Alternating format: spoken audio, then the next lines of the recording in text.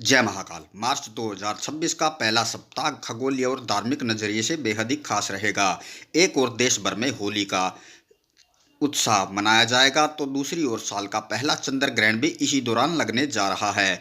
3 मार्च 2026 को लगने वाला यह चंद्र ग्रहण फाल्गुन पूर्व यानी होलिका दहन की तिथि पर पड़ रहा है। ऐसे में लोगों के मन में यह सवाल उठना स्वाभाविक है कि क्या इस बार होली पर ग्रहण का साया पड़ेगा और धार्मिक परंपराओं पर इसका क्या असर होगा।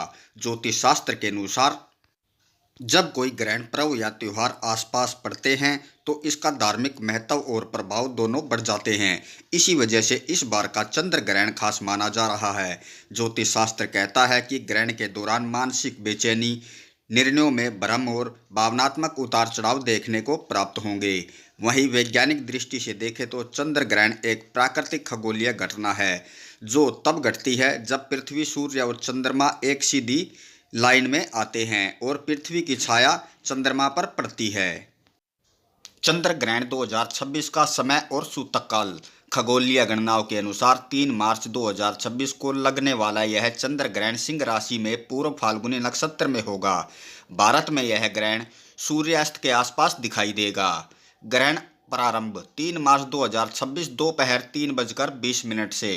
ग्रहण समाप्त 3 मार्च 2026 शाम 6:46 तक।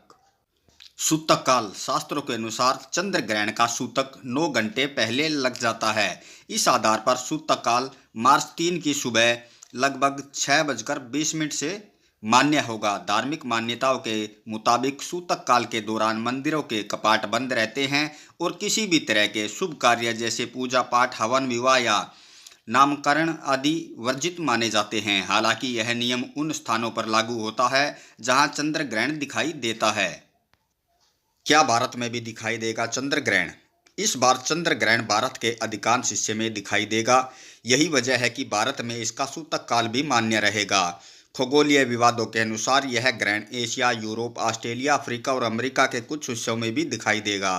भारत में सूर्यास्त के समय चंद्र ग्रहण दिखाई देने के कारण लोग इसे अपनी आंखों से देख सकेंगे, क्योंकि चंद्र ग्रहण को देखना आंखों के लिए हानिकारक माना जाता है। इसलिए इसे बिना किसी विशेष उपकरण के भी देखा जा सकेगा। राशियों पर चंद्र ग्रहण का प्रभाव। किन लोगों को रहना होगा सावधान और सतर्क? ज्योतिष शास्त्र के अनुसार सिंह में ग्रहण लगने के कारण कुछ राशियों पर इसका असर ज्यादा दिखाई पड़ेगा। विशेष रूप से 3 राशियों को अधिक सावधानी बरतने की आवश्यकता पड़ेगी।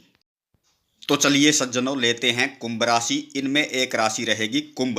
कुंभ राशि वालों के लिए बनते कामों में अड़चन आने के योग बन रहे हैं। निवेश या बड़े आर्थिक फैसलों से फिलहाल दूरी बनाए रखें, आपके लिए बेहतर रहेगा। किसी भी तरह का जोखिम उठाने से बचें। अन्य राशियों के लिए यह ग्रहण सामान्य प्रभाव वाला माना जा रहा है, लेकिन फिर भी सभी को मानसिक संतुलन बनाए रखने की सलाह दी जाती है। सूतक काल में क्या करें और क्या ना करें? धार्मिक मान्यताओं के अनुसार सूतक काल के दौरान कुछ नियमों का पालन करना शुभ माना जाता है। क्या ना करें? गर्भवती महिलाओं को इस दौरान चाकू, कैंची या सुई जैसी नुकीली चीज़ों का इस्तेमाल नहीं करना चाहिए। सूतक काल में ग्रहण के दौरान भोजन पकाने और खाने से बचना चाहिए। हालांकि बुजुर्गों और बीमार लोगों को छूट दी जाती है। ग्रहण काल में नए काम की शुरुआत या शुभ कार्य नहीं करना चाहिए। क्या करें? ग्रहण के समय ओम नमः शिवाय या विष्णु सहस्त्र नाम का पाठ करना आपकी मानसिक शांति के लिए अच्छा रहेगा। सूतक काल लगते ही खाने की चीज़ों में तुलसी के पत्ते डालना परंपरा मानी जाती है। ग्रहण समाप्त होने के बाद स्नान करें और घर में गंगा जल अवश्य छिड़कें। इस दिन सफ़ेद वस्तु जैसे चावल, दूध, चीनी, दही, सफ़ेद कपड़े या इत्यादि का दान करना भाग्यशाली माना जाता है। होली और ग्रहण क्या ध्यान रखें? क्योंकि 3 मार्च 2026 को होलिका दहन भी है और इसी दिन चंद्र ग्रहण लग रहा है। इसीलिए धार्मिक दृष्टि से होलिका दहन और इससे जुड़े अनुष्ठान सूतक लगने से पहले या ग्रहण समाप्त होने के बाद ही करने की सलाह दी जाती है। ज्योतिष शास्त्र का मानना है कि ग्रहण काल में किसी भी तरह के मांगलिक कार्य से बचना चाहिए। धन्यवाद।